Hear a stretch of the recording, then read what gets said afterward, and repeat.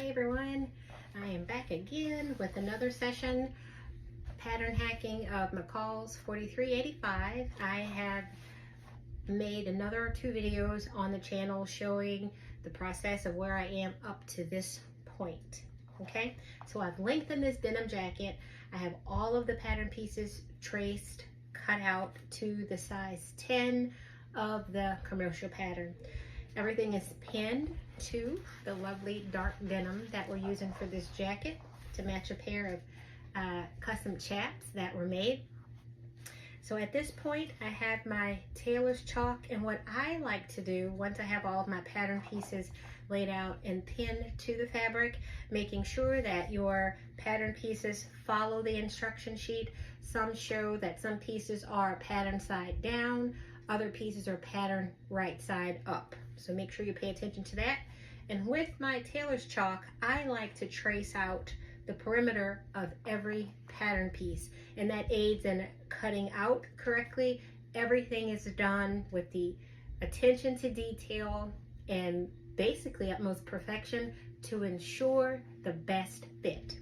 Okay, so I just like to trace the outline of the perimeter as I'm holding my pattern piece down with my left hand. I'm going through and all around, pressing with a little extra force there with my tailor's chalk, of course not to break it, and just following the outline of my pattern. And I'm going to do that for every single pattern piece. Okay? And as I go through, I try to make a little mark where I have my notches. I'll put 2 marks so that just in case if this pattern moves or if it rips and it's out of place, or I happen to remove it and lose placement, or if the pattern piece gets lost, I can still sew it up based on these notches, which is rare, but I guess that could happen. Okay, so that was the actual back piece here, and that's on the fold. I'm tracing out the cuff here, all the way around. All right, and this is a pattern that may not easily be found on the market. I'm pretty sure you can find anything on, Etsy nowadays, or you could probably even go to McCall's website and you might be able to find that pattern there as well.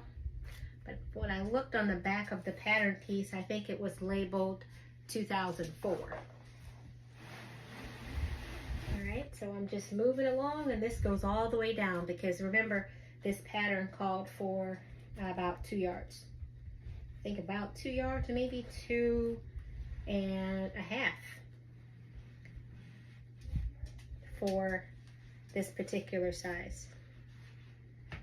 And I guess with this one, because it's pinned down, we can kind of peek around the perimeter to see if there were any notches that need to be marked. And there was one right there. So I'll then go back and make that snip with my scissors, tracing out the flap. Alrighty. All the way around. And just remember, guys, to take into account if you're sewing up this pattern that there are 2 different seam allowances. I know for certain 5/8 of an inch is the traditional seam allowance for everything, but the flap does call for 3/8 of an inch. So I'm going to make my way around to the front portion, the sleeves, the collar. I think I still have a couple of the yokes to do as well, and trace that out, and then we'll cut these pieces out and start following the instruction sheet on sewing this up.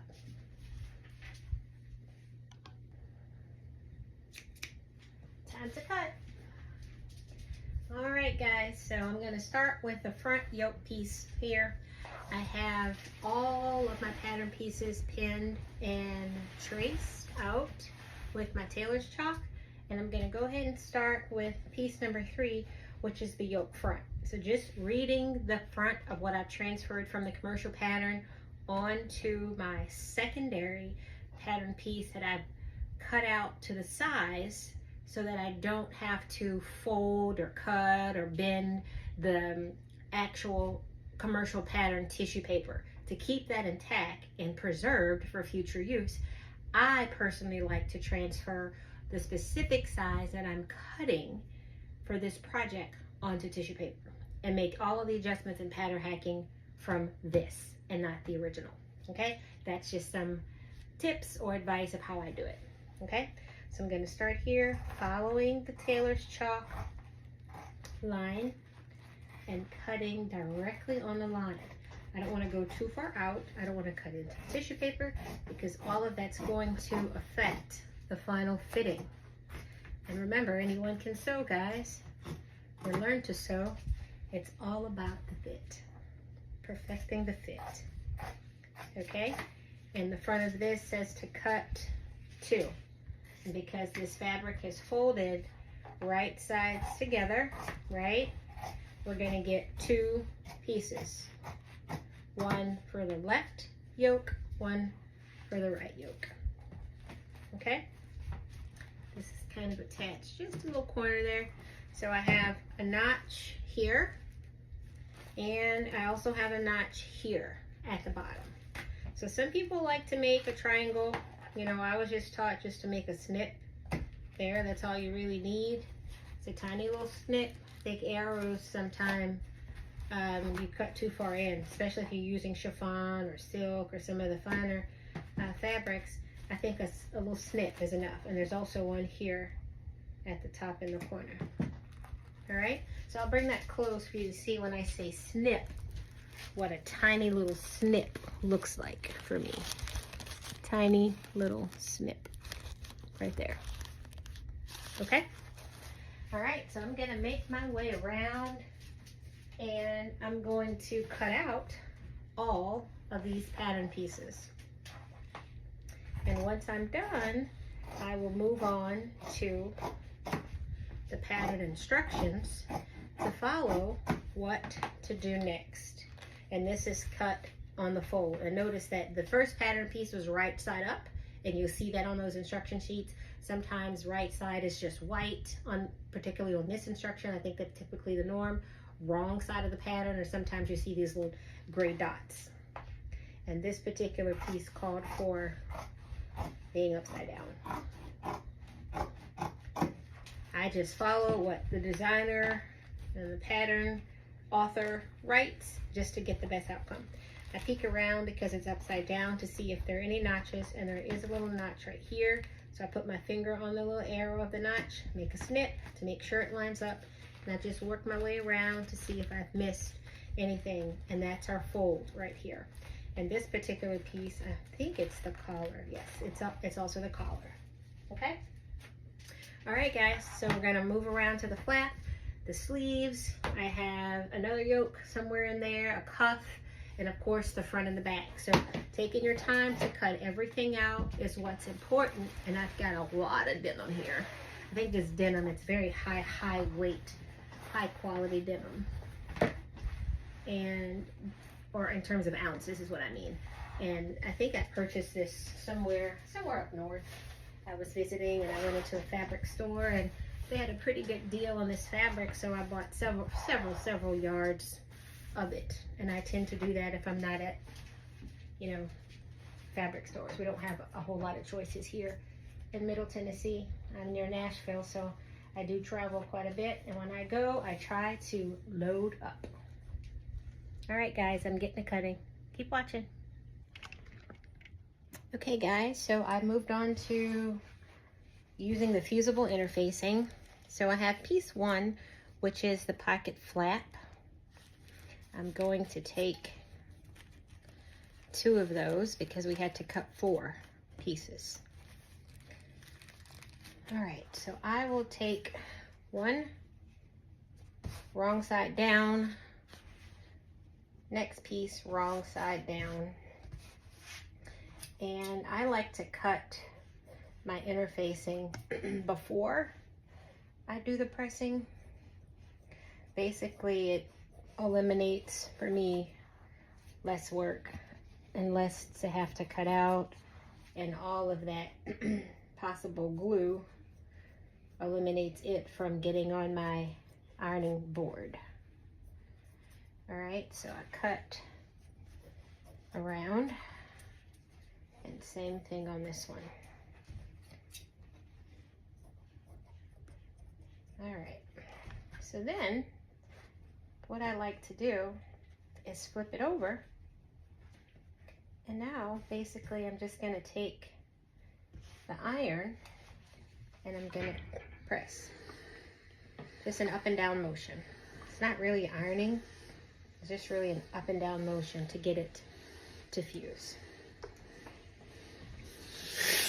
And then once that's done, if there's any overlap, I just take my scissors and just go around it to get the additional pieces off, so none of that is caught within the seam allowance. And basically for this pattern, I have to fuse both of the pocket flaps like this, okay? I have to fuse the cuff, both of those, which is piece number 9, the collar, as well as the front yoke, and as well as the front of the placket, which is piece 2. So I will do that off camera and we will resume. Hey everyone, welcome back to the channel. It's Larry with House of a Coty Design, ramping up the sewing of McCalls 4385, this pattern here. I have a complete breakdown on the channel showing how I put the pattern pieces together, discuss some of the sewing instructions for this denim jacket, as well as my plans for hacking. There's a short video on there as well. There's one video on the channel, guys, where there's absolutely no sound. First video going live, and it was a total flop. But I did do about a 5 or 6 minute remake video to kind of explain how I did make those changes to the pieces. I think 2 and 5, the front of the jacket and the back of the jacket. Let me make sure. That was 2 and 5. Yes, 2 is the front and 5 was the back. So I lengthened that probably about a good 14 inches. Instead of hip length, it's going to the level of the knee, a little bit before the knee with the hem. So looking at these pattern instructions, the first thing I have to do is to take one flap that's interfaced and one flap that's not interfaced. We're going to stitch those together at the 3/8 of an inch seam allowance, and the instructions called for stitching both sides as well as the bottom. So I'm going to take both of those flaps over to the sewing machine to do that first. Okay, here, so I have 2 of the pocket flaps right sides together, and I'm going to stitch at that 3/8 of an inch seam allowance.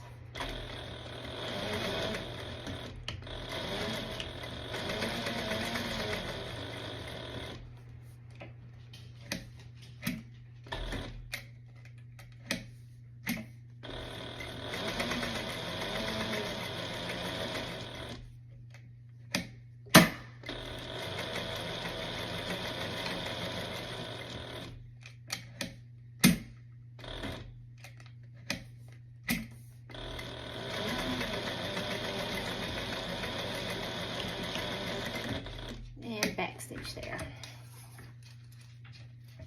I like to trim all of the extra thread here. You know, this industrial is not an automatic thread cutter that we're used to with the domestics, but that's okay because it's heavy duty otherwise. Sometimes this top tension you have to adjust it. You know, the instruction sheets recommended for this denim to use regular weight in the bobbin and to loosen the top tension thread. So I did that. Then I loosen it just a little bit more. Okay, so I'll be doing the same thing to the other one. Okay, so I wanted to make sure everything was nice and pressed on the flaps. So now I've set the machine to the longest basting stitch. On this machine, it's actually 9. So I'm just gonna baste the top edges across to close it.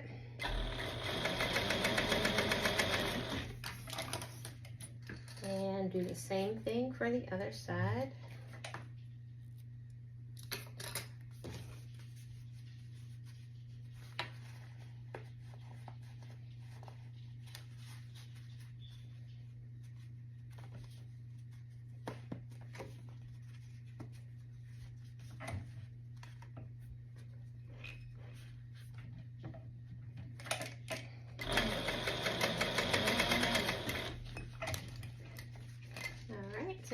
getting us nice and basted here.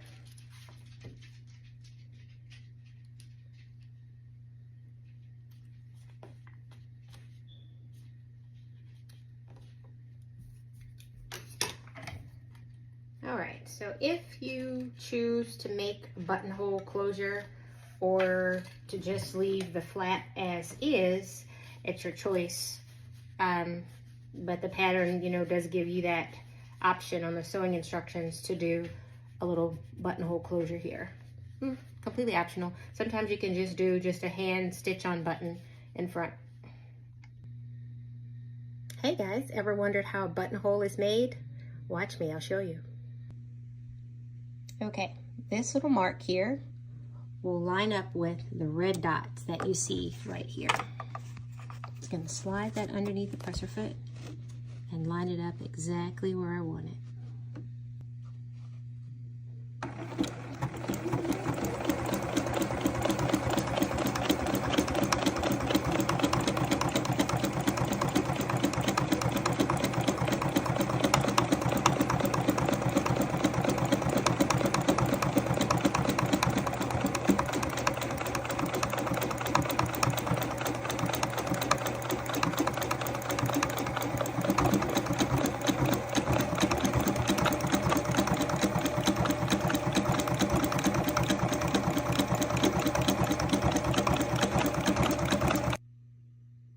And there you have it. There's your buttonhole.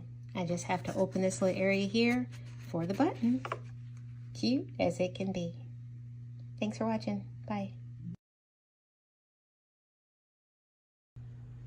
Okay, so I've done some top stitching here along the top of the pocket, and I've had to switch to my regular domestic Juki. My industrial, the motor was making some weird sounds, so I've got to get that checked out. So now all I'm doing is just basting the top.